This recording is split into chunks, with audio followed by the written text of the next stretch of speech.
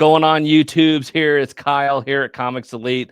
We have something new and exciting here. So if you looked on our YouTube channel a few weeks ago now, I did an unboxing of the Frightening 15. It was a Kickstarter that started a couple years ago. It just got fulfilled. It's currently fulfilling. They're almost done. And so we did an unboxing, and I thought, which as amazing as this product is, and all of this is here, I wanted to reach out to the creative, the co-founders, the team that built this whole thing, and just kind of learn more about it. And as Comics Elite here, we've done our fair share of Kickstarters here and everything, but this task was totally unlike anything we've seen in the comic book world for right now. So I have the pleasure of having Eben Mathews here, the genius, the mad scientist, if you will, behind Authentic Editions here, and what they did at Macroverse with the Frightening 15. So we're going to do a whole new interview section here on Comics Elite. So this will be the first. So without further ado, let's bring in Eben Mathews here onto the channel. Eben, how are you? So good. Happy to be here and really excited to be the first. So you are the first. So congratulations. And hopefully not the last. After they see this, it's like, oh, I don't think so. Well, no pressure. So yeah, all right. So just a warm up here, just starting out of the gate. Yeah. How are you feeling now that this campaign has taken off the way that it has? How are you feeling? I'm feeling pretty great. There are elements which we're still working through, so there's more to do to be completely done. But for so long, it's really just been getting these things into people's hands as quickly as we could in as perfect as of a fashion as we could. And so to see people actually get them, and the general reaction has been so positive. And I feel like we set a really high bar for ourselves. And then I think for the most part, we actually really hit that bar. And so that always makes me feel really good. We can talk more about kind of the evolution of this, but I've been making and delivering all types of content for over 25 years. And I can honestly say this is the thing that I am the most proud of that I have ever made in my entire career. So it's nice to be able to finally share that with other people. No, and rightfully so. I truly think this is something that you should be proud of, regardless of whatever happens. Like, the least you can say is I put out one of the greatest comic book collections of all time. So I really think you guys have set the bar for anything as far as anybody wanting to do reprints of old golden age books of like, how do we do this? Is this even possible? You guys have shown that it is possible. So yeah, at the very least, you have that going for you. So it's possible. Yeah, it's not easy. It is, but it's possible. Hey, anything good, anything worthwhile is not easy. So I do appreciate it. So with that, what was the spark behind reviving the pre-code horror? Like, why this and why now? Well, I'll be honest that, we started talking about this concept over 2 years ago. So this basic idea of Authentic Editions and what would it be like to not just do facsimiles, but to really lean into trying to, the initial conversation was like, could you deliver a time machine in printed form? Like, could you really make this experience as close to completely accurate to what it would have been like to pull this off the newsstand 70 or 80 years ago? And so that was the germ of the idea. And it was before we knew we were going to do pre-code horror or Archie or any of the kind of specifics of what the content would be. But that germ of an idea, just like, is it even possible to do this? What would it take? How would we do it? Like, we spent over, and this is hard for some people to believe, but we spent over a year before we launched the Kickstarter figuring out, like, how would we print it? How would we source this paper? Because this is not just something you walk into the printer and ask for. How would we, do the restoration on the original material? These things don't exist. You can't get print files from these. Little side note, as we moved into Archie, we, talking to Archie Comics, they don't have a copy of Archie #1. As we started to identify, what type of content would we want to work with, where we ultimately came to pre-code horror was really from 2 points of view. One is we realized this is one of those areas of the history of comics which was really fascinating and was fascinating to us, and we thought it would be fascinating to other collectors because of its unique place in the history of comics as a medium and as an industry. And then also, quite frankly, we just looked at like what are some of the most valuable and desirable books that most people have never seen, that most people have never had a chance to actually even read. And so we looked at something like Suspense 3, where it's like there's about 40 copies that are known to exist. And I guarantee you the people that own those copies have never read them. Like they've never seen the interiors, or they've seen really bad scans, online from photocopy editions or those sorts of things. And so that helped us kind of hone in on, kind of helped us hone in on like what would be the right thing to start with. And then the other thing we realized, and this gets back into a little bit of my history personally, is that we knew we wanted, and as much as we love working with other companies and collaborating and licenses and those sorts of things, and we have a lot of kind of plans in that direction, we also realized doing something where we didn't have to have another partner in the mix, because these are all public domain series, would give us some freedom to figure it out. And that was that was kind of the final reason to start with Pre-Code Horror, is we knew like there's going to be some of this stuff that we know we can do it, but we're going to have to solve some creative problems along the way, and not having to do that with a license, made a lot of sense as a way to get going. No. Oh, I completely get that. That makes perfect sense why you did that. And so, because that was going to lead to my next question, as far as when you built the Frightening 15, when you had this curated, collection of books, why you chose those certain books. Was it because you as a fan were like, no, I like Chamber of Chills, I want to see it? Or was it more the fans want this? Or, we had, let's just get crazy. What's the craziest book we can get that nobody would ever see? So was a little bit of a mix of all of those things? Definitely a combination of all of those things. And then I have to say, like, this is a project where I came into it. I've been, lifelong comics fan, lifelong comics collector. I had seen a few of these books, like Chamber of Chills, being the one that's here, Chamber of Chills 19 being one of the most recognizable covers in comics, whether you know what it is or not. We've seen this cover.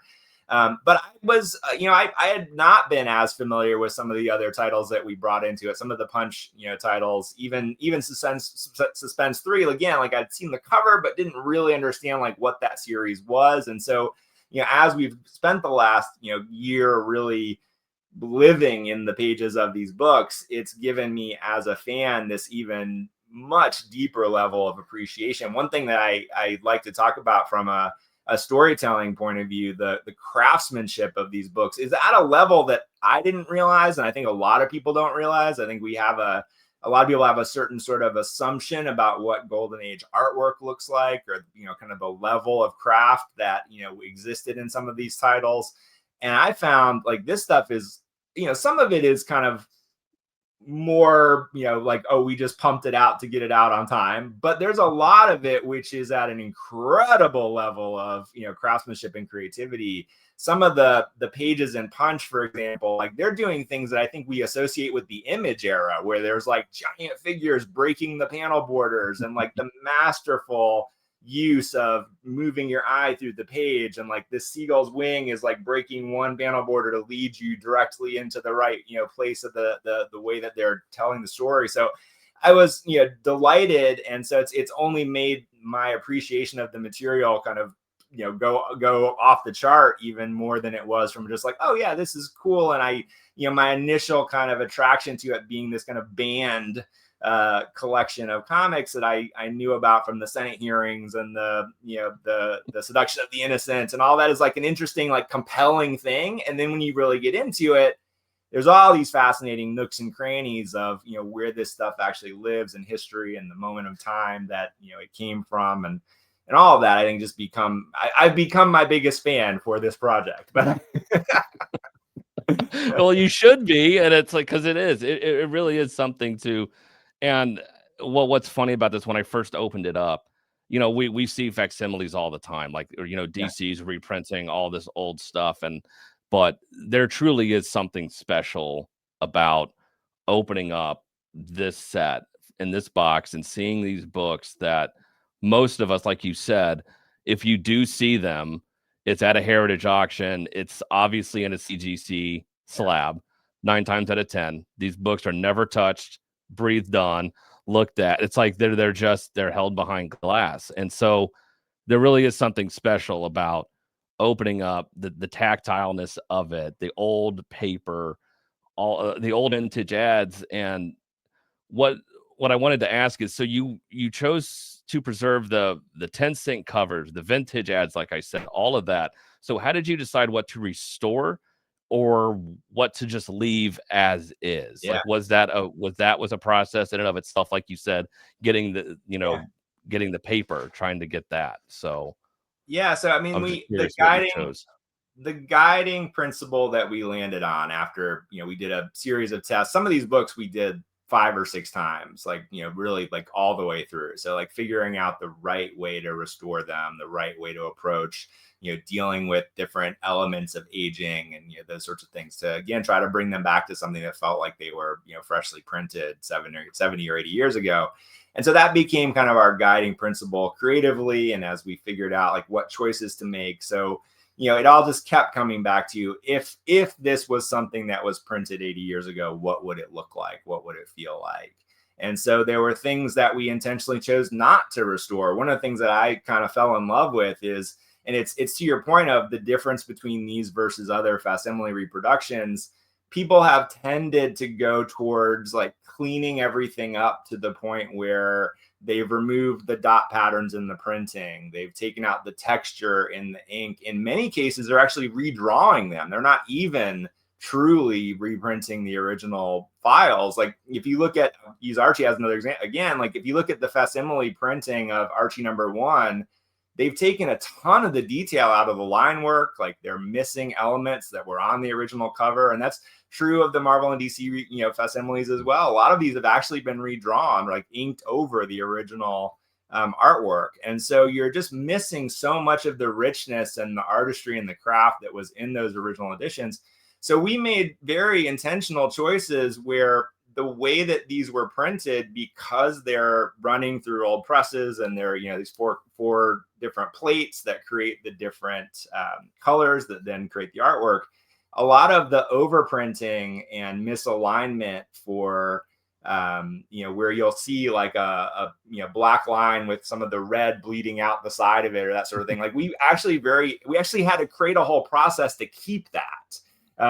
And so we didn't want to clean that stuff up. We wanted it to be, faithful to that off registration in the printing to, again, just like this is something that, was created, at a time when the technology they had available makes a very specific look and feel. And to me, that's just part of what this is. And to make it into something else really dilutes, what they had to work with at the time. I think, there's an argument to be made that, well, if they had made it today, it would look different. Well, of course, but then that's not what this actually is. It's become something else. So yeah, that was our guiding principle the whole way through. That's good. And so what was the hardest part about all of this? Turning these things are incredibly fragile, the golden age books, just anything. Yeah. What was the most difficult in wanting that facsimile, but you wanted that real authenticity to it as well? Mm-hmm. So what was it? Was it the sourcing of the paper? Was it the printing? Was it everything? Was it getting the backers? I mean, well, what was it? No, I mean, I will say, like, there's been a wide range of people's reactions and frustrations, throughout this process. And I am not annoyed by any of that. So to any backers that are watching, like, I appreciate every single one of you, even those that have been the most vocally annoyed through the process. It's actually great feedback for us. Like, that is the way that we take it. And so, we look at all of this as something that we can only get better with and more, just streamlining this process as we go into doing more of this. But to answer your question, what was the hardest part of it? I think the hardest part of it is, I think hard for some people to believe, but like I said, we spent a year preparing for this. So we spent a year figuring out the things we thought we needed to figure out. I mean, we've had challenges at every stage of this project that we've had to solve. And so, we think we're all good with the paper. Then it turns out that, we couldn't get paper for about 3 months because of tariffs and like all this other stuff going on in the world. We think we're all set with the printer. Then, we haven't, something I haven't said, we actually ended up changing printers because the original printer that we had ended up not being able to do it in the timeline that we needed it to be done in. So we switched to a whole different printer, which restarted the clock a little bit for making sure that we did samples and that we were happy and that they were happy and we knew what we were doing. And then we interviewed, 15 different fulfillment companies on the way to choosing the one that we chose, including talking to you guys in the early days about, potentially being a partner to fulfill this. So, there have been challenges at every stage of the project. I think where I feel like we've done a good job is navigating through those, as annoying and as frustrating as it has been to everyone involved, including me. Like, it's, I don't want to be the one going like, yeah, we're so annoyed when other people out there are like, I paid for this a year ago. Where are my books? Like, I totally get it. And every time we've hit one of those things, I'm like, seriously? Like, I want nothing more. Another email? Oh, It's God. like, exactly. Yep. So it's, so I think, that really, it's the rest of it is just something I've gotten very comfortable with over the course of my career. I always tell people my superpowers, like, say yes and then figure it out. This was the thing I learned, the very first job that I had coming out of art school was like, say yes and then just figure it out. And I've always been able to do that. So I've got a pretty, potentially delusional degree of confidence at times of just being like, yes, we will figure out how to do this. And we somehow always do, even if it takes, way longer than we wish that it did. So, that part of it is I do have a degree of confidence in saying like, okay, we need to figure out creatively how to do this. What's the right team? There's a production methodology that we built around this whole thing, just all the different working components to make it all happen. The fulfillment process was truly its own unique nightmare in some ways, but also incredible learning experience of, there are 50,000 unique pieces to fulfill this project. And all of them, it's hard for people to wrap their heads around, but it's like we're delivering 50,000 pieces to our fulfillment center. They then need to take those 50,000 pieces and put them together in the right configurations for the right orders, where some people have these, ultimately 15 things plus another thing, but this other customer doesn't have that other thing. And so, the amount of logistical coordination around that is mind-boggling. And, it, again, took way longer than we initially expected it to, way longer than they expected it to. And I think that's been the biggest learning curve through this whole thing, is that we've relied on people that we thought were experts in each of these particular domains. And I'm not saying they're not experts in those domains, but I think the real learning for us has been like, okay, yeah, you guys do this every single day, but just because you tell us it's going to take a week doesn't necessarily mean it's going to take a week. It might take a month. And, right. It depends on what we find along the way. Yeah. Oh, yeah. And that's why Sean at first was like, sure. Then he realized, he was like, oh, boy. Yeah. This is quite an undertaking here. It's not just fulfilling a Kickstarter campaign. Like this is something else entirely. It's a whole new beast. So exactly. Yeah, people don't understand. They don't, and that's fine. They're not supposed to. I get it. It's like it, but it is very frustrating. I completely understand that. So while you were doing this, back to the creating of the books, did you hit any pages or stories and that you were forced to make a tough call? Like, I haven't read through all these. Were there anything in here that you're like, oh, I don't know, that might be a little too spicy. I don't know. Or was there any calls like that? Well, we had, that was actually part of our early conversations internally, was were we going to have any sort of content policy around this? Because we did look at even other collections that we were considering early on, and I won't name this one because it's particularly offensive, but there's one very well-known brand where when you go back and look at what they were publishing in the 30s and 40s, it was like, wow. So, and even with that stuff, it didn't lead to us saying like we would need to censor this. It actually led to them saying like, we don't think we can publish this, currently. But it made us start talking about, we don't we actually look at these things as important artifacts of a time and a place. And so there are, less so on the actual content of the stories, more so in the depictions of particular characters or types of people, where it is very much a representation of, a political attitude or or a cultural attitude, and the way that, Black people are drawn in some of these things, or the way that Native Americans are treated in some of these stories. And so, there's just no getting around the fact that they're not entirely appropriate ways of depicting, certain cultures or people.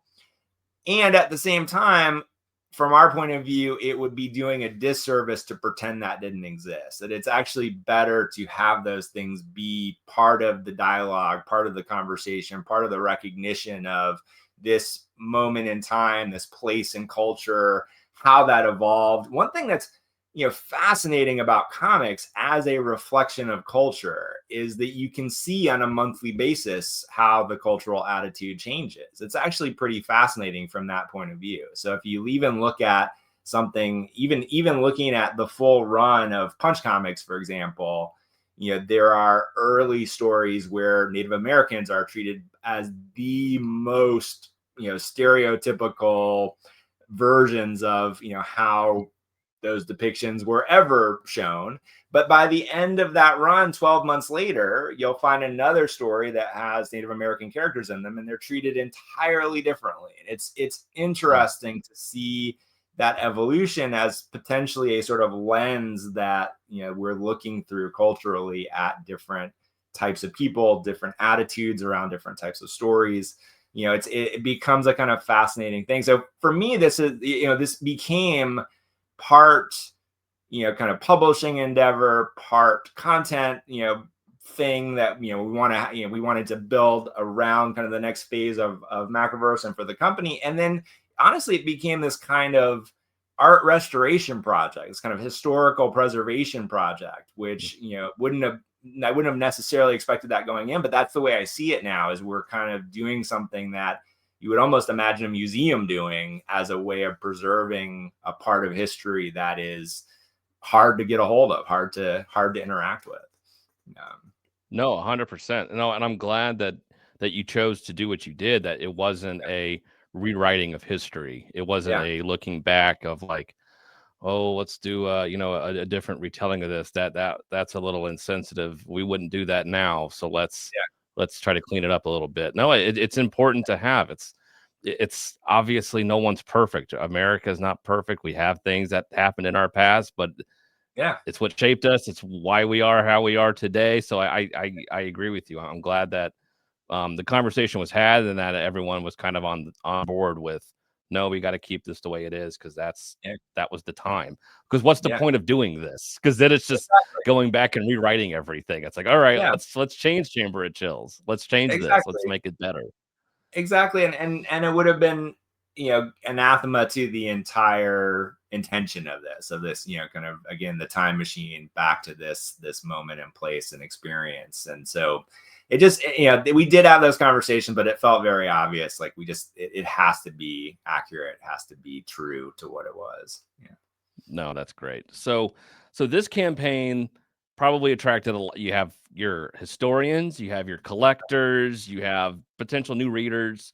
So what about that response surprised you the most from any of those? Have you heard anything surprising from any of those camps? Because comics, fortunate or unfortunate, has a lot of different people and they all have their opinions. So were there collectors that were like, this sucks, I hate it, or it's not fair? Or there new readers that are like, thank you for bringing this out, this got me into comic books? So what is that? Did anything surprise you?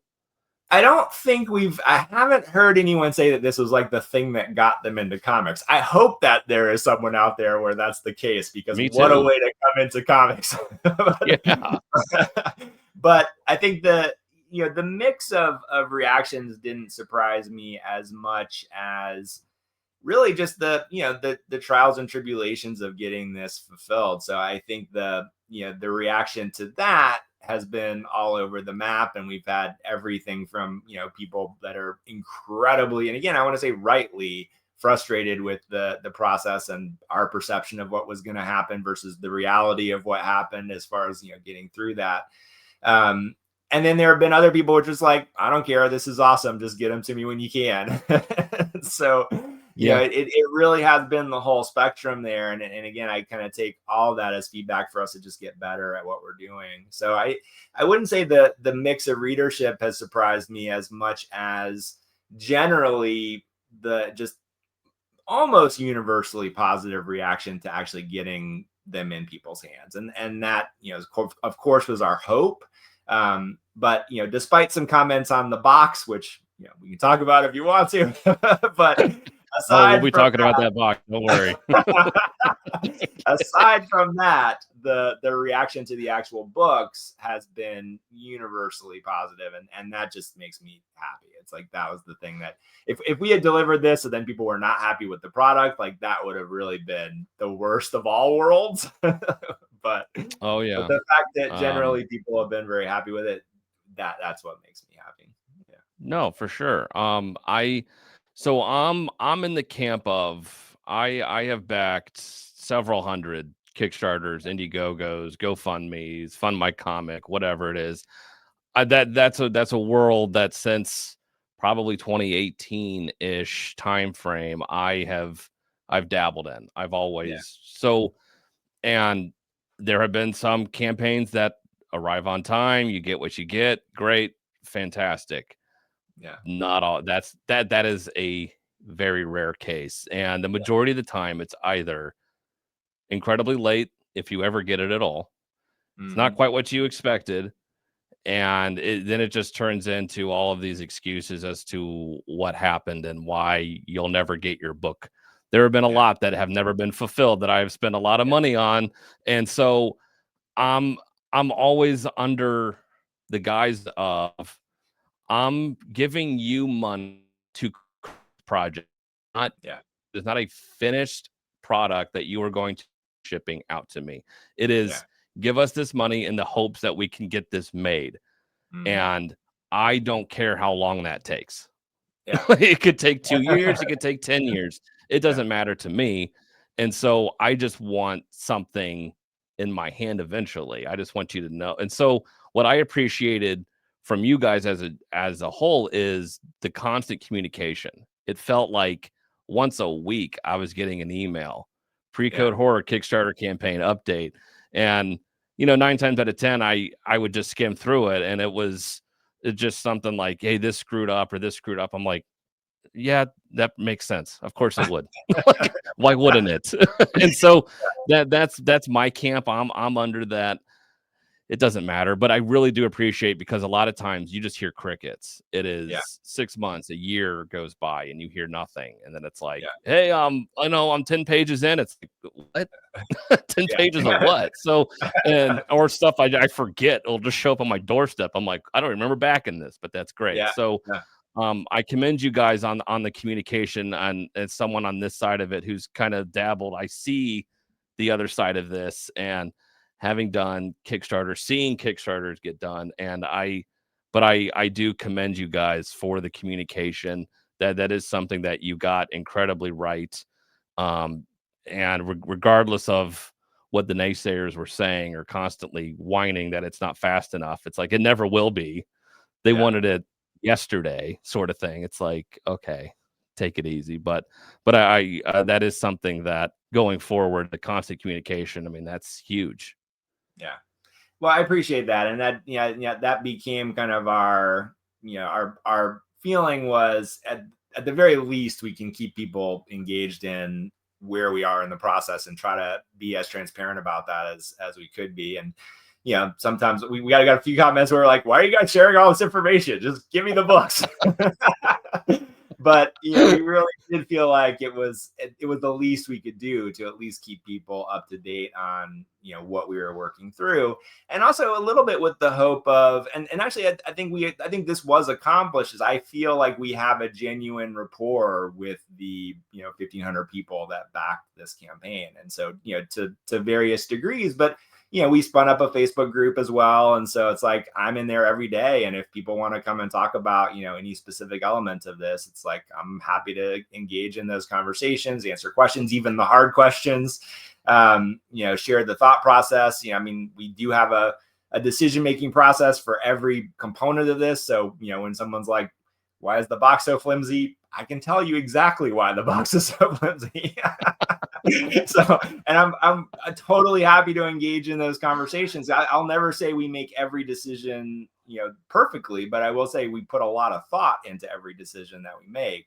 And so, for me, I'm the kind of geek where it's like, I like getting into the weeds. I like knowing the behind the scenes stuff. I like engaging with creators directly and understanding, like, you're making decisions from a point of view. What is that point of view? And so I want to be the type of person that's available for those, conversations as well. And so, I feel like the upside of it taking this long is I hope those that have chosen to engage feel like they have a better sense of who I am and who we are as a company and what we're trying to accomplish. And I feel like I've gotten to, build some rapport with the people that have wanted to come and engage. And that's a wonderful thing. Like, I think so much of comics and really media in general, as I look to the future, I think so much of it is about having direct communication, open communication with the people that are fans or engaged in supporting what you're doing. Like, I think it's a critical piece of, I think where all this goes. No, that's true. And I think at the very least, you can't have somebody come up to you and say, I was blindsided by this. I didn't know it was going to take this long. It's like, da, da, da, da, da.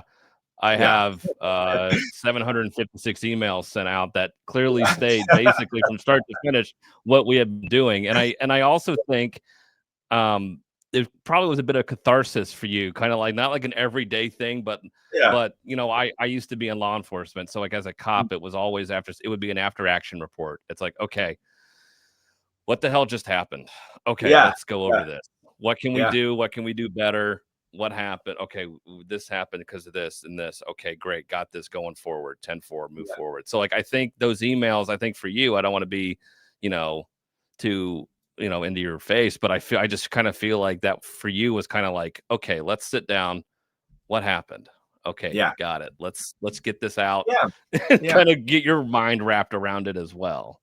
Yeah, 100%. And it's funny. I hadn't thought about it in those terms, but I guess in a way, it was a way for us to share the experience with, the people that had literally and figuratively invested in the project, where it's like, when we thought, we're going to have paper delivered this week, and now we find out it's going to be, 4 weeks. It's like, not only should people know that as part of the story of the project, but there's like some shared frustration and, unhappiness there. And that's where our badge redemption system came from as well. It's like we actually hadn't planned that ahead of time, but we're like, how can we make something that allows us to share these milestones, good and bad, with the people that want to engage with that or that want to kind of mark this moment along the journey together. And so, we built this, badge redemption system on our platform as a way of sharing those milestones, with the people that wanted to do that.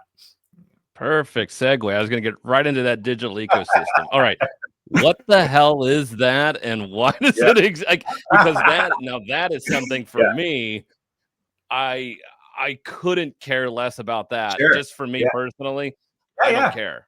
And so so talk me through that process, because you're somebody that's familiar with the NFT market and crypto and that kind of way of it. So do you see?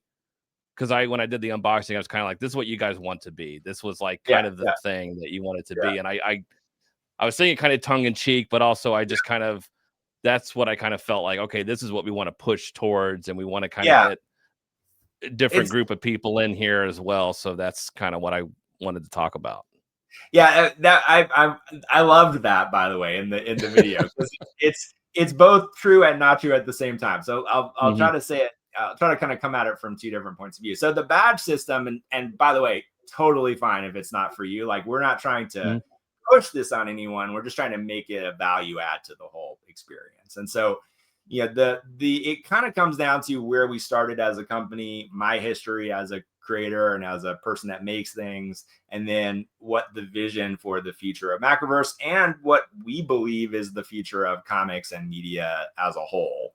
And so all those things come together into why are we putting these pieces together? What is not true, and I've heard some people speculate on, is that we didn't deliver the campaign because we were busy over here building this digital stuff. Like that is 100% not true. So like the stuff we did on the digital side was stuff we were already doing and then trying to add sort of a Band-Aid on the wound of not delivering the campaign as quickly as possible. It was never, oh, we could do this faster, but we're busy over here. That was just absolutely not the case.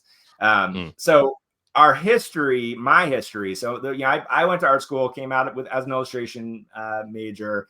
My first part of my career was as an illustrator and graphic designer, a lifelong comics fan, thought I was going to draw comics, but ended up starting a media agency, branding and media agency, which I had for a decade. So we were at the point where interactive web development was kind of the thing that was going crazy. We're in the 90s. So this is Flash taking over the web. And our sweet spot as a company, my first company, was building these high-end interactive sites for Nissan and Nike and all kinds of kind of big brands where they would come in and go like, hey, can you make a car screech across the screen and then a bunch of monsters jump out? And we're like, of course. So what I alluded to earlier, this is where I learned say yes and then figure it out, because we would go like, of course. And then me and my team would go, who do we need? What do we have to learn? How do we do this? What do we put together? What is the budget for this? So like, we got very good at that process in the first 10 years of my career. That led to myself and now one of my co-founders in Macroverse. We started a production company together where we segued into film, television, and animation, and then ultimately into video games. So we were writing, directing, and producing for all kinds of media. We spent a couple years doing game stuff, particularly, which is where we met our third co-founder, who comes from the video game industry. So basically the three of us, like I'm on kind of the new media technology side, Ricky's from the video game world, Adam's from film and television. The three of us kind of came together to start Macroverse. And the first incarnation of Macroverse was a digital comics app. And so the thing that always bothered me about digital comics was that, and I still think this is true, that putting a PDF on an iPad is not a good digital comics experience. It's an inferior experience in every way. You don't get the tactile experience of collecting. You don't get the pleasure of sitting there reading. And it feels like, the term that Apple popularized, skeuomorphic, where you're taking something physical and trying to create a digital replicant of it, is never as good as rethinking what should this be if it was meant to be a digital experience, not a bad version of a physical thing on a digital device. So the first chapter of Macroverse is we actually invented a new comics format, which we call a tap story. And we delivered about 1,000 episodes of content in this format. We had a mobile app, both on iOS and Android, started to get some interesting traction around all of that. Then the pandemic happened. That led us down a rabbit hole, which is a whole 2-hour conversation, which we could absolutely have at some point, about the world of crypto and NFTs and kind of the insanity that was happening around all of that. And what attracted us to that, because I think people have a lot of reactions to what that all was and is, but what attracted us to that specifically was the notion of digital ownership for physical things, or the combination of physical and digital things. And we always felt like that was one of the things that was missing in the world of digital collectibles. Forget about NFTs, but just the ability to prove some sort of ownership.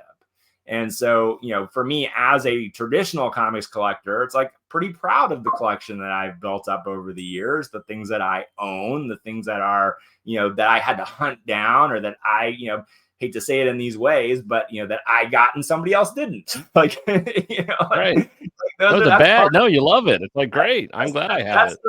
That's the flex, right? Like, that's part of collecting, right? So as we looked at like, what would that look like in a digital context? Like, those are the things that we thought were interesting. And so we spent some time, figuring out like, where could that be applied? Where could it not be applied? Where does it turn people off as opposed to adding value? Where does it become this weird speculator culture versus something that's additive to, the things that people are already doing? And so what we're building right now is what we actually consider Macroverse 3.0, because this is kind of the third iteration of what we've been doing since we started the company almost 6 years ago. And so what we finally came to, and what led to directly to Authentic Editions, was that the missing piece in what we were building was the physical component. That as much as we wanted to play with kind of the future of what could this be in a digital environment, or what could a digital experience that was actually a good comics experience for digital, like as much as we kind of still think about that, what we ultimately came to is like, you have to meet people where they are rather than trying to convince them to do something different. And so now, to me, what gets really interesting is it's the combination of the two. So you can be someone that's like, I have zero interest in all this digital stuff and still get tremendous value out of the physical things that we're now making. Or you can be someone that doesn't want the physical stuff. They're like, I don't want this cluttering up my house, but I still want to read Chamber of Chills 19 that I've never been able to read before. Now I can spend a few dollars and get it digitally and have a good experience with that. And even see, I don't know if you've seen this, but like, we even put out the original scan. So now you can see, here's what we started with, and then here's what we restored, and kind of compare those two side by side, which is kind of cool. I tried the whole thing. It took a minute getting the XP to download them.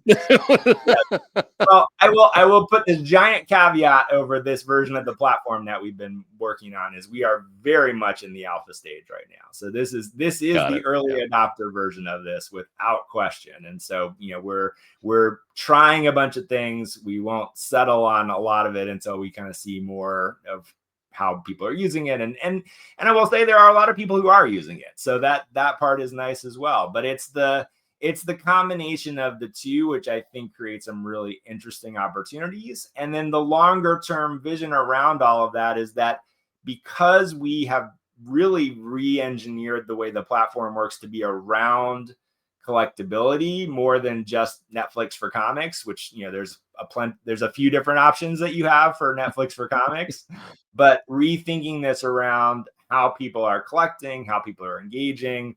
In 2026, we'll be bringing a lot of other types of tools around connecting collectability with the people that are behind those things. So, some more creator tools and things like that. But the goal is to be able to give people more based on what they do. And so it becomes this rewards and incentives sort of a system where if we can see that you have the Frightening 15, well, now we can start to do some interesting things for you as a company to recognize that participation in the ecosystem, to recognize the support that, has been given to us as we kind of built this next phase. And so as we can start to connect those dots more and more and more over time, when we launch the next campaign, it gives us a very easy way to say, like, these people are the most engaged with what we're doing. They've got the most stuff from us. Let's give them something special, or let us unlock something that, isn't necessarily going to be part of what is unlocked through another Kickstarter, or, those sorts of things. And so it just creates this really interesting dynamic around the relationship with the audience, the supporters that we have, fans of different creators or series, and ways to directly interact with those different, kind of segments that is almost impossible to do in any other way. So it becomes a vehicle for being able to do more and more and more and more over time inside of this kind of community and ecosystem that we think this will grow into. No, I'm with you on that 100%. So with the collectible market and with that, you guys have hinted at a CGC collaboration. We have, I believe. And so, and I'm of two minds of that specifically. One, I think there is a space for CGC. Obviously, I do own CGC slabs. I'm not like, no, how dare you? You can never slab anything. But at the same point in time, I did get the Frightening 15 in these books for a reason to read them and not have them slabbed. But at the same point in time, having this slabbed, it would look really cool. So like, I'm really kind of torn, but I know you guys have hinted at a collaboration without, I don't know if you can spoil anything, but is there something you are working on specifically for this Frightening 15, or how is that going to work? Yeah, I can definitely say we are working on something with CGC.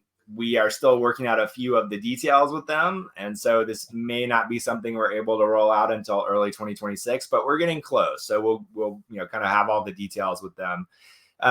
the basics of it are, we want to do something that is special to recognize the collection.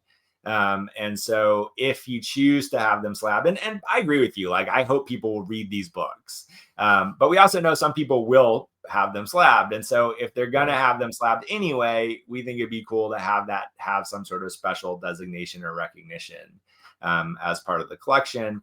And then, back to the digital side, that is why every book has a QR code on it to redeem a free digital copy. So that, part of the thinking for that is we hope you'll read them, but you may not want to read them every day. And if you want to revisit them in between pulling them out of even their bags and boards, like this is an easy way to do that on your computer or on your tablet or, whatever.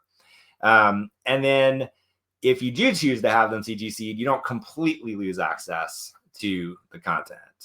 And so there's a couple of the rationales for that. But yeah, we're gonna do something that recognizes them for this specific collection, for Authentic Editions as a line, and then we think that will open the doors for some other things that we can do with them as well. Oh no, it's gonna be a 9.4 now. Oh no, smell it. I had to, right? Yeah. I always say we know the real collectors because the first thing people do is smell the books. Like it's just, you can't replicate that. You can't fake that. I mean, that is just, it truly is something that you can't fake it. I mean, you just can't. But no, so all of this Kickstarter stuff, you're able to look back now, good, bad, ugly, everything. So for indie creators that want to start I have a comic book idea. I want to do this. I want to go on Kickstarter. What's the single most important thing they tend to get wrong? So I think this is the tried and true answer, but I think it is the real one. Is building some sort of an audience before launching the campaign. So whether that's through YouTube or just through social in some way, if it's through a newsletter, one of the things we actually do have an active campaign that we're a part of right now for with Titan Comics for a series called Phobos, which is a creator that I've been a fan of and working with for the past 6 years. Jason Brubaker, he's kind of indie comics legend as well. But even with that, it's like we knew we needed to have enough of the audience kind of in place to be able to launch the campaign. And I think Jason would be the first person to tell you, like, he spends a lot of his time outside of making comics sharing content on YouTube, connecting with people through Patreon, in his Substacks. I think especially for indie creators, the more you can connect to people that are potential supporters of the work that you're trying to do, the better. And then my own soapbox, which I would say directly in response to what you said earlier, which is an unfortunate truth about crowdfunding where so many projects go unfulfilled. I think the advice to creators, and some people will say like we're ones to talk, but I think the advice to creators is try to know what you're going to do before you launch the campaign. So I think the worst campaigns are often the ones where it really is about, I'm not going to do this unless it gets funded. And I think the best campaigns tend to be the ones that are like, I'm doing this and I'm using this more as a pre-sales mechanic or a way to get people connected to the series, or I've already made it and I really just need to cover the printing, or, whatever. The more that can be figured out going into it, the smoother and happier everyone is going to be through the process. Yeah, no, that's good. And I've known a lot of creators on both sides of that aisle of, I want it already done, and then I'm going to use this to recoup my funds. Yeah. Or that's not the point of crowdfunding. Point of crowdfunding is I want them here to give me the money. I want to make sure that I have an IP that is worth backing and making before I make the product. So and I get it. I'm on both sides. Now with Seeds of Evil, what I did, it's like, we already made it, and then we just recoup the funds. So, but not everybody can do that. I understand. Well, here'll be the twist on that then, because I think honestly, we did this too, but I think what a lot of people do is they set their funding goal way lower than it actually needs to be to make the project. but then as soon as it funds, you're on the hook to make the project. And so I think where I think people really miss for the people that want to use it as market testing, like, will you validate this so that I can then go make it? I think set the funding goal where it actually needs to be. Like, what is it going to cost me for time, for printing, for shipping? Like, what's the actual, requirement to make this project? Because otherwise you're actually getting a false signal. You're getting people going like, cool idea, but can you actually then do that thing that, is being quote unquote funded? So I think that would be the tweak. And it's hard because you want to hit that funding goal immediately. It does do something in the Kickstarter algorithm. Like, there's all kinds of reasons to do it. But I think if you're truly saying, like, let the market tell me if this is worth making, then make it where you can actually make it. And then I would say, do bring people along for the ride. Like, if I knew that a creator that I liked was like, if enough people fund this, I can 100% deliver it, and I'm going to live stream every week, along through the process, I love that. Like, be totally into that. So me too. So I think, there's a bunch of different ways to do it, but I think just, again, some people will say we're ones to talk, but try to go in with a plan that you feel like you can execute, like, realistically and legitimately. Well, no, but you guys are. I know you have it, but you guys do have some legitimacy now, especially going forward. We've created one of the most difficult things of all time and crowdfunded it and went through it. Basically was Murphy's Law for you guys. Everything that can go wrong did go wrong, and everything did go wrong. but you came out of it the other side with a incredible product. Nobody can take away how great this is. Now, we could talk about the box, and it wasn't what I expected. But that being said, it's still here. And so we can talk about this. So this box was something that it did hinder some things, right? There were some hiccups.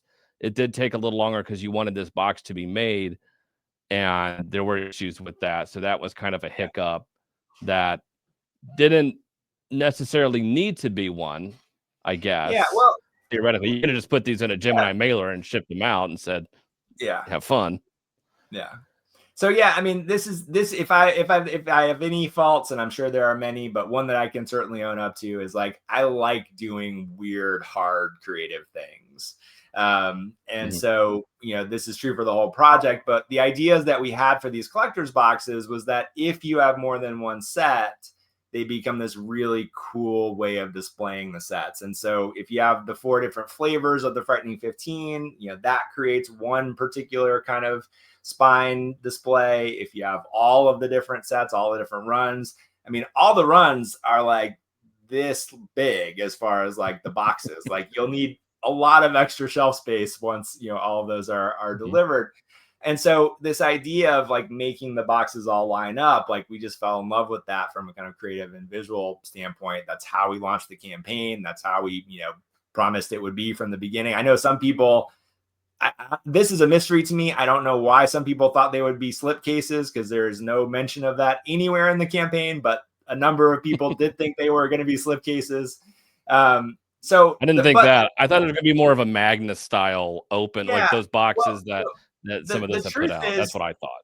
Yeah, and the truth is, like, this part, I will admit to you, we had discussions with the printer about creating these boxes prior to launching the campaign. There was no part of it we didn't have some conversations around. But we also knew this is not a box that exists. Like, this is not a box that you just go like, oh, it's this box, now print it. So, we knew that we were going to have to create something that fits the comics and that is the right size and that has the right kind of display to it. And so, we didn't know when we launched the campaign, was it going to open at the bottom like it does? Or is it going to pull off, from the top, which was actually the first idea that we had. Like, we thought initially, like, this will be almost like, like a folder kind of a holder, like you'd have the books in there and then the top would kind of pull off and reveal the books. So that was the first concept that we had. And so, as we got into production now, and this again is something that, I hope this is helpful for other people that are trying to figure some of these things out, because you have these ideas and you have conversations ahead of time of like, can we do this? And of course, it's theoretically possible to do it. So when you talk to the printer and they're like, well, yeah, we could do that. And then you actually now get into making it. And then you realize, well, yes, it is theoretically possible to do this. But what is that going to do for time and materials and expense and everything else? And then you have to make choices. And so, as we went through that process with the box, initially we had this 2-piece, concept. And then it was actually the printer that came back to us and said, that's going to be really challenging for us to manufacture, especially with the embossing and debossing and the effects that you want to have on this. The 2 pieces make it more complicated. Now you've got 2 things to deal with at the fulfillment center. So they're going to have to both construct the bottom piece and the top piece, make sure those things go together properly. That's a nightmare as far as damage control. So these elements start to come into it where you then have to start reevaluating. And so they came to us with this box design. And this is actually the first, sample that they sent us. And so they sent us this, this sample, which they custom made for the size of the books. And so from this, and if this is the only thing I did not even occur to me. And like, by the way, we're like way in the weeds of like getting the books printed at this point, like managing everything else. The thickness of the paper never even crossed my mind. It was just like, do the books fit in this? It does. Can we print on this and do the effects that we want to do? We can. Do it. Right.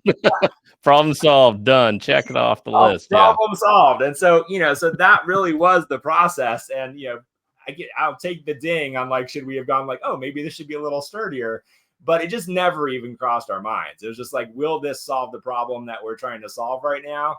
The answer was yes. It seemed like a good solution for being able to present them the way that we wanted to present them. And that's what we ran with. And so that's how we got to this box. And then the other thing that the thing that caused us the delay more than anything was we tried to design this emboss, deboss, and foil all treated, all done on this one surface. And so there again, is that theoretically possible? Yes. Do we design the entire box with the printer specifications to do that? Yes. And then they started printing them and applying the emboss and the deboss. And this caused us a 2-week delay where they're like, well, we can emboss, but if we also deboss, it cracks the printing.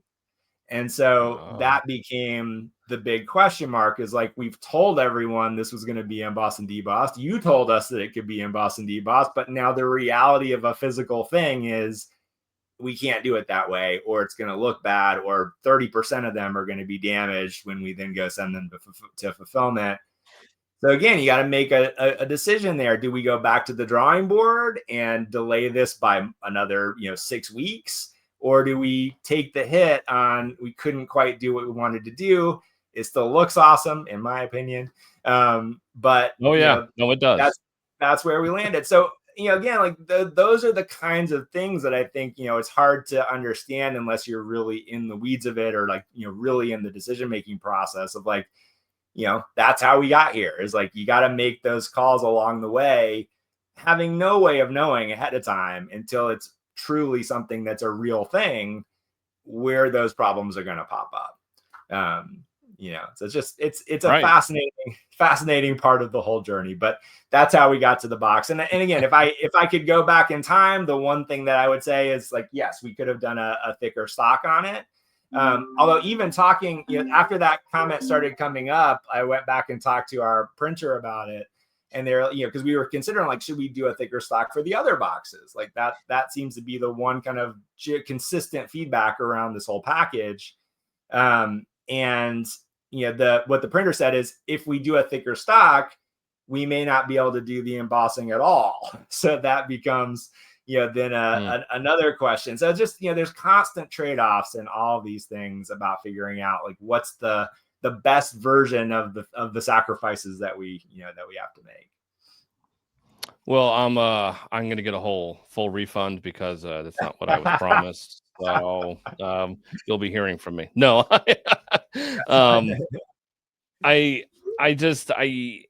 I can't get over the fact that this has never been done before, and that you guys were really trekking new ground. And when you're the first ones there, obviously it's always, it sucks. You're the first there. You're the first ones to do this, and it's just like everyone's just giving you grief for it. It's like, look, take it easy. Like, not only are we reprinting these books, which is what nobody really has done before, we're also creating this box with this books that no one's ever been. It's like you did a lot, very, very ambitious, and the fact that you got anything, it's just kind of like, shut up. Like, you're it wasn't like, hey, we're only making one book.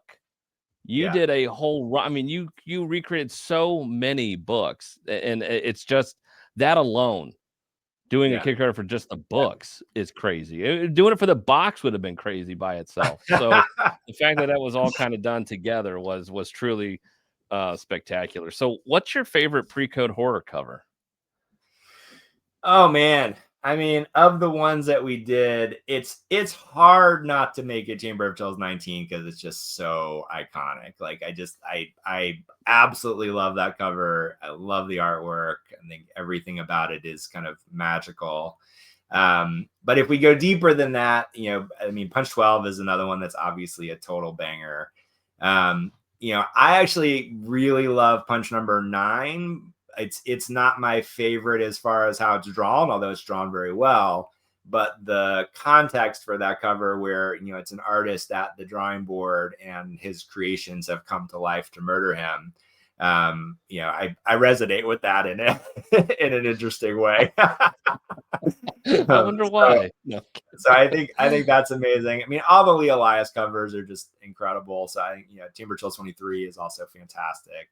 I mean, there's really not one that in our, at least in the group that we did, there's not one that I think is like, oh, this one isn't a good cover. But just so many iconic, you know, pieces of imagery in the collection. And I think what these artists, you know, as a whole have done incredibly well is capture a vibe almost as much as anything else. It's like there is a sort of unsettling feeling to so many of them, which really delivers on not necessarily a particular story within the book, but certainly kind of the vibe or the feeling that it's meant to evoke, I think is generally done incredibly well. One thing that I learned over the course of this, or that I came to feel over the course of this, is I always kind of like, when I learned about the Senate hearings and Selection of the Innocent and all of that kind of period in comics history, the moral panic around all of this, I always kind of like played that off of like, oh, that's so silly, that's ridiculous. And I still generally feel that way. But I will say, having now read all these books, like, I'm not giving these to my 9-year-old. You know, it's like these are not for kids. So, right. There's some truth to that. Yeah. So, you know, it's interesting. There's always a little wrinkle to the thing that I think we automatically assume about things. And I found that to be pretty interesting, that it's like, you know, the advertising in the books as well, which I love that we get to see kind of that as, again, a sort of snapshot of kind of the culture and the history, where you think about advertising has to be at least what they perceive their audience to be for these particular books. And so to go from, you know, one page where it's, you know, writing how to write the best love letters to the person that you like, and then the next page is how to put on, you know, 20 pounds of muscle, but then you turn the page and it's chew this gum to lose weight. Or, you know, right. Here's the thing that will solve your hernia problem. Like, it's a really fascinating look at, like, who do they think is actually reading these books, you know, at the time, based on who the ads are targeted towards. Actually, not a lot for kids in that context. Yeah, I did. I noticed that as well. It's kind of funny you mentioned that. I did note. I'm like, did they think like it's just a bunch of older men in here, or hey, is your wife a fat pig? Get her to lose all this weight. It's like, what? All right, interesting choice. Women too. I mean, surprising to me, like the number of ads that seem to be targeted towards a not just a female audience, but a grown or at least teen plus, you know, female audience, where it's, you know, nightgowns and, you know, undergarments and you know, that are, you know, pretty interesting. Right next to where do you get your auto parts? It's fascinating.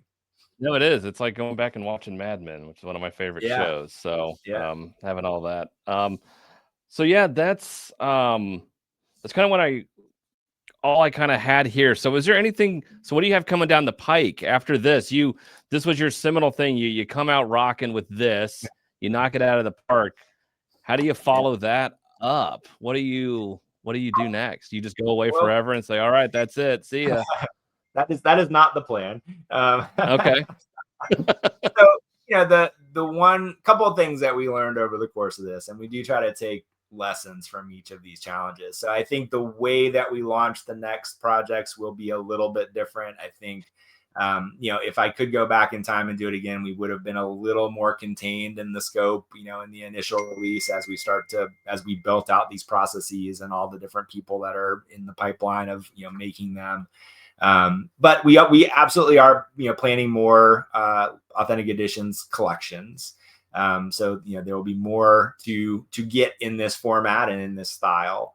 Many people know Archie is kind of next in line. So we did already launch the Archie campaign. So now that this is almost across the finish line, we can really turn our attention to wrapping that up as well.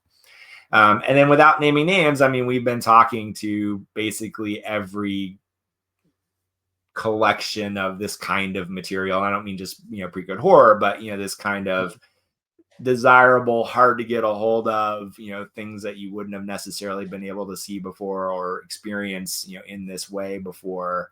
So I think if it plays out the way that we hope it will, and that we're nudging it along towards, we expect to have quite a bit to put in people's hands in 2026. While also having smoothed out a bunch of these bumps. So I think if you can expect one thing from us, it will be that, while I certainly cannot promise that it will be perfect from what we expect to, what it actually takes. That's the other lesson that we've certainly learned. We definitely have a much more streamlined way of approaching this kind of from top to bottom. So I think the combination of new good things and a better way of accomplishing the goal and the process, should make for a happier experience all the way around. Perfect. Good. Well, I expect no errors at all moving forward ever again. On time, exactly when you say. That's 100%. What I expect. Otherwise, I'll never do it again. And I just remembered all of this. It was like $150, right? I think. Yeah. Isn't that what it was to back? It's just absolutely insane. Like most Kickstarters, when I back them for one book that's generally garbage, is like $25. Yeah, which is ridiculous. So it's like I'm sitting there thinking, and I'm going back in my Rolodex in my head of the amount of money I've spent on a lot of Kickstarters, and most of them are garbage. And I just, with as little as this was, and the box was kind of like a freebie sort of thing in reality. Yeah. It really is for the price. I can't believe it. You guys could have easily charged $200, $250 for this, and it would have been like, yeah, that makes sense. So I don't know why I just thought of that. I was just like, damn. Actually, for the price, it's actually really, really well priced. I appreciate that. I mean, we wanted to make it as accessible as possible and still make it feasible, to produce. And then just to throw a little more fuel on the value add is, this also, we priced them at $10 a book, no matter what the page count was. So, the Chamber Chills and Weird Chills, like those are 32-page books, but a bunch of the Suspense and Punch comics are 48 or 56 pages. Some of the issues in the rest of the collection are 64 pages. So it's a range. And that's actually a little fascinating tidbit for comics history, is like, there's no standards in this era. So like, you'll have one issue, which is, 48 pages, and the next issue is 56 pages, and the next issue is 38 pages, or, it's like, it's a wild mix, through this era. And even the sizes, a couple of people have asked about, like, there are two different sizes in the collection. There's more of what people think of as Golden Age size, and then there's Chamber of Chills, which is a little more towards the Silver Age size. We measured every single original book to figure out what our two sizes were, because there are no standard sizes. Like, every single book is a slightly different size, trim size than the other. Of course it is. They all can't be uniform. That'd be too exactly. easy. So we literally have a spreadsheet of like every single book, like what the dimensions of it are, and then figuring out like what's the kind of common denominator that we could come to that would accommodate all the ones in the collection. Wow. Pretty wow, crazy. that's fascinating. That's a whole lot of history that people don't know about. I didn't know that all of Yeah. them were different. That's absolutely astounding. So, Yeah. but Eben, thank you so much for coming on the Comics Elite's channel. Thank you for the interview. Thank you for the insight. I know me personally, I like to know about this stuff. I'm very geeky and nerdy when it comes to the logistics and stuff, because I see it a little bit here at our shop, and it's such a small capacity. But to see what you guys were able to do, good, bad, and indifferent, it really is. I mean, it's changing. It's revolutionizing the comic book world. So I really I can't thank you enough for your time and patience with this. And so so thank you again for stopping by. No, man, I really appreciate it. It has absolutely been a labor of love. So thank you for the conversation, and thank you even more for backing the project and helping to spread the word about it. I really genuinely appreciate it, and it's always No, fun absolutely. to talk geek stuff. Yes, absolutely. No, and I'll be a lifelong fan as long as you keep pumping this stuff out. If it's something I like, I'm not an Archie fan, sorry, but No worries, no anything worries. else that I will be backing it, and I will be reviewing it and spreading the word, because you guys truly did something great. So Well, let me just quickly, as we wrap up, plug the current thing that we're doing with Titan again. So yes, this is please.